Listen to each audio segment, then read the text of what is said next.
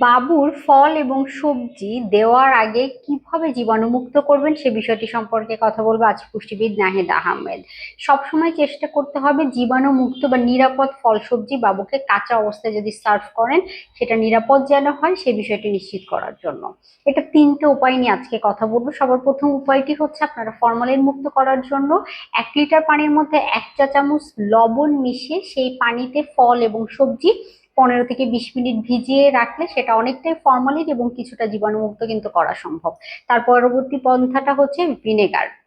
Vinegar পানিতে যদি আপনারা ফলমূল এবং শাকসবজি কাঁচা অবস্থায় ভিজিয়ে রাখেন 15 থেকে 20 মিনিট, তাহলেও সেটা কিন্তু অনেকটাই জীবাণুমুক্ত করে ফেলা সম্ভব। তার সর্বশেষ পদ্ধতি হচ্ছে বাবুকে যদি মোটা খোসাযুক্ত ফলমূল শাকসবজি যেগুলো আছে বা ফল যেগুলো আছে সেগুলো দেওয়ার সময় আপনারা খোসাটা ছড়িয়ে পানি দিয়ে প্রথমে ভালো করে ধুয়ে নেবেন, তারপর খোসাটা ছড়িয়ে দেওয়ার চেষ্টা করবেন, সেটা যে কোনো ফলমূলই হোক না কেন।